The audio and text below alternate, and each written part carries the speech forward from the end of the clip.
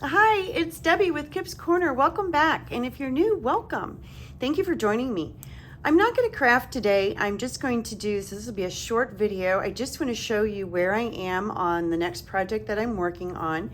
I've got a really good start on it. I do have the cover completed, or at least completed thus far. And so I'll tell you what I did there and talk about that in just a minute. And I didn't film the making of any of it. Honestly, I really, so let's talk about the cover. So I started in one direction and absolutely hated where it was going and ended up throwing away my first, the first base that I had. I wasn't happy with it. I saw no redemption for it whatsoever, and so I just tossed it. And so at that stage, I was kind of like, okay, well, I had this idea and it didn't work. Now what am I going to do? And so I walked away, came back, sat down and just started working on it. And so I didn't turn my camera on at all because I just didn't know where it was going to go. So let's talk about, well, before I get there, in case you haven't figured it out yet, and you probably actually can't from what you're seeing on the cover yet, but you will in a minute. But you can by this. I'm going to be doing a bee journal, and I'm going to be using Tracy Fox's new kit, Darling Bees. It is a beautiful kit. It's adorable. It's blues and yellows. I love the combination of blues and yellows. Beautiful blue, and but it's a little yellow for me. It's a little bright yellow, and I'm more of a mustard yellow kind of person. So when I saw the kit, when Tracy released the kit, she said, that she was a little out of her comfort zone when she was working on it, because I think she's not, like, that wasn't sort of her cup of tea either. I thought, well, if Tracy worked on a kit out of her comfort zone and produced this absolutely spectacular, gorgeous kit, then I can work out of my comfort zone on a journal, and and we'll see what happens. And so the result will be a kit from Tracy, incorporated into a journal using colors that I would not normally use. But as you can see from the cover, I am going to use colors that I do normally use. So I'm not going to work out of my comfort zone so far that I'm going to stay there. Basically, I'm just going to come up with ideas to grunge this up. And so I wanted to talk through some of the ideas I had about how to grunge up this yellow, or tone down this yellow. One of the things that you can do is, before you print your digital kit, you can tweak the color.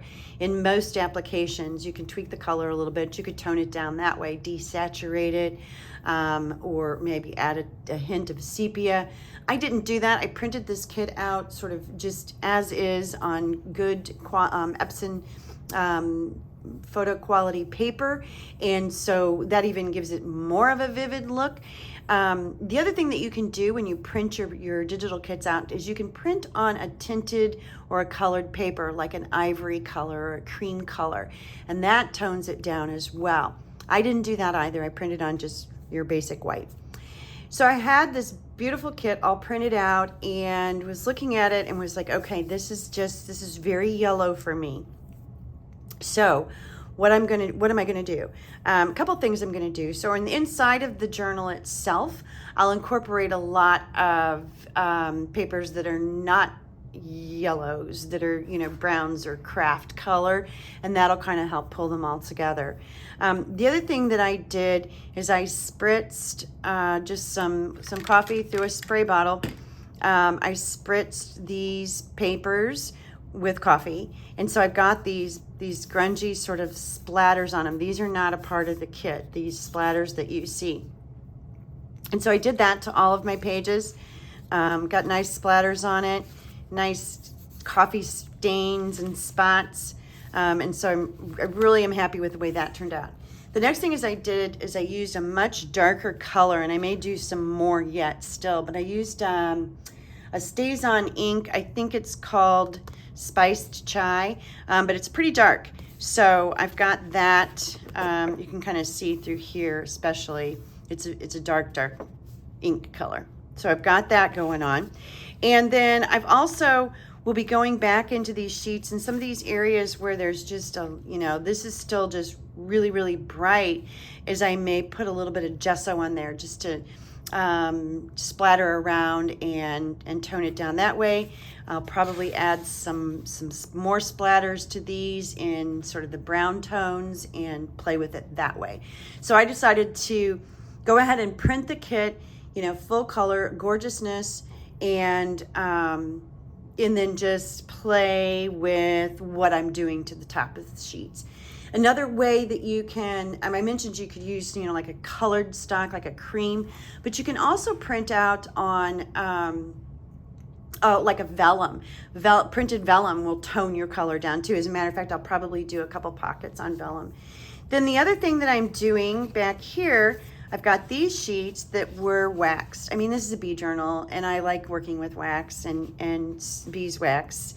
And so that I'm gonna write like I kind of had to, right? So these 3 sheets have been waxed, and that basically what I do is I melt the wax into the paper. So this is smooth. It's just as smooth as baby's bottom, and it's also creates translucency. Normally, when I'm going to do waxed papers like this, I just print on one side because the wax creates a translucency, and I don't ever want what's on the back side to sort of meld into what's on the front side. This time, however, what I did was I printed on both sides, but I printed, and you can see some of the grunge. That's the kit, that's the digital kit that I used. It was a light, you can see down here especially. It was a light, sort of a tea-dyed digital that I put on the backs of these, and so that toned down the front. So not only did the active, you can see my fingers through here, of waxing it, make it translucent, but now that color from the bottom is coming through. So I toned these way down, these sheets that I worked on. And now I'm kind of, I'm liking the way this goes nicely with this. And so I'll work some more on the other ones. I'm not going to wax every single sheet in here. I'm just going to do the 3. I also did wax. This is a part of a full page sheet, but I just cut the bees out and waxed them, and then I'll fussy cut those, and I can use those throughout as well. So bottom line is there are a lot of things that you can do to adjust the colors in a digital kit, and that's kind of what I'm going to be doing with this one. Is just playing with some different options and ways to go. Okay, the cover. Let's talk about the cover. Did I say that I threw the first one away? Yeah, I totally threw the first one away. It just wasn't happy, and it just made me more determined to sort of figure something out that was going to be unique and different. Go with the theme nicely, the colors, incorporate the colors, but yet stay true to sort of my style and what I normally do. And so this is what I came up with. This is, I'll walk through all of this here in just a second and explain what you see, but these shutters open to a bee sitting in the honeycomb. I guess that's what that's called, a honeycomb. All right, a week ago Saturday, Michelle Hartley and I were on Craft Squad on tour. Out of the 5 of us, she and I were the only ones available that night, so we just went in and went on and did our thing. And we played with embossing powders. And so I created this tag. These little pieces, honeycomb pieces, are from the inside of a bigger piece of chipboard. This is all chipboard. And on these I used, I put a coating of white gesso on first, and then I used fossilized amber distress glaze, embossing glaze from Tim Holtz. I think that's what it's called. Anyway, it's the glaze, the embossing glaze. And so it's got this nice, beautiful texture, sheen to it. And then this is just a metal bee I had. And then back here in the back, you can see the drips. There you go. That is Seth Apter's vintage beeswax, literally dripped on here. That's a baked texture, or it's an embossing powder, and it's just a beautiful, and it actually kind of feels waxy. So so then I took my inspiration for the cover from what I did here that night and created this. All right, so from the bottom up,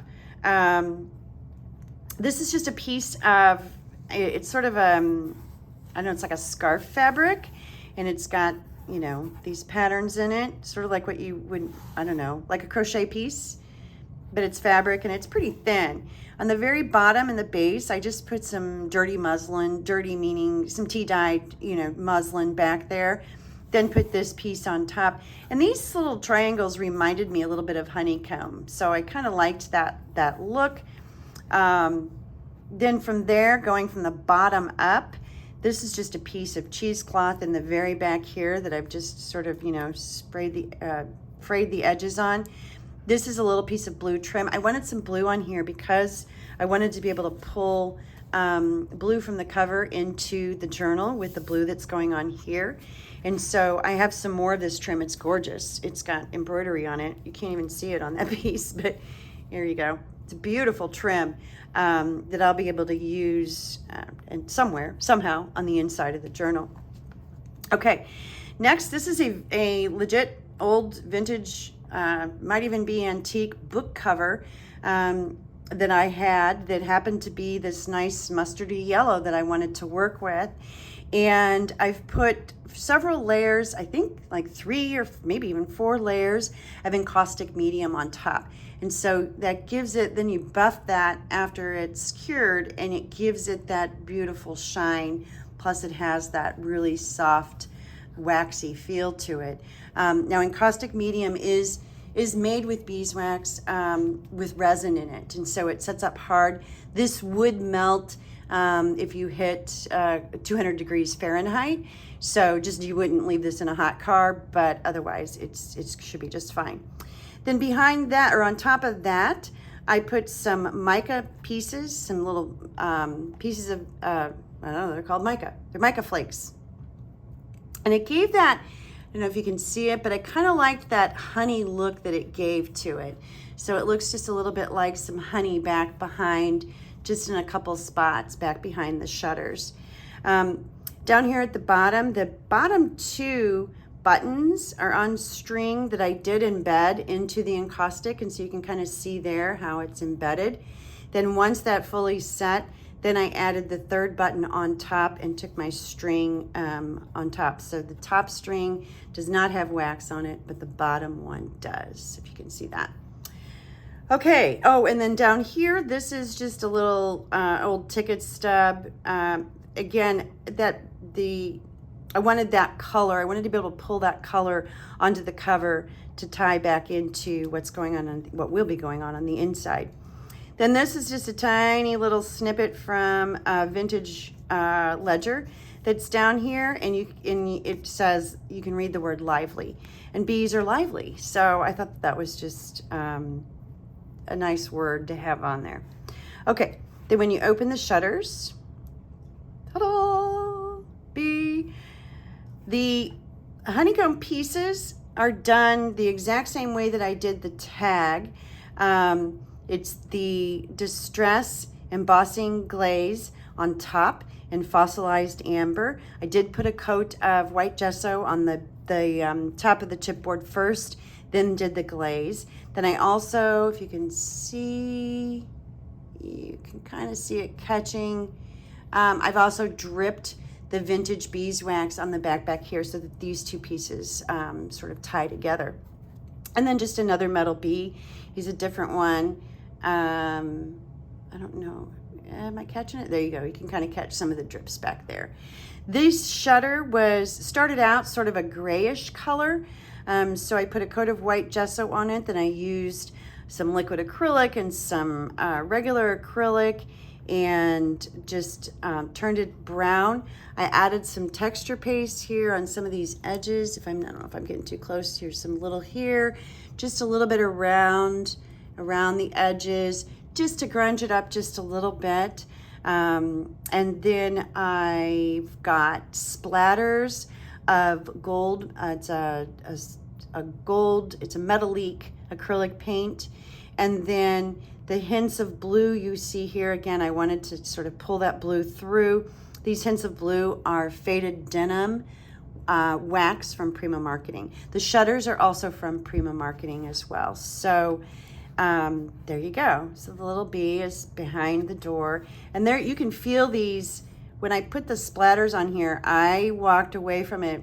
So I just let the bumps, I didn't blot it down or anything. So I splattered it, and you can feel the texture there. And then there's more of that texture paste inside down here to sort of grunge it up a little bit. And I didn't want to go overboard, but I wanted the shutters to look like they'd been around for a little while anyway.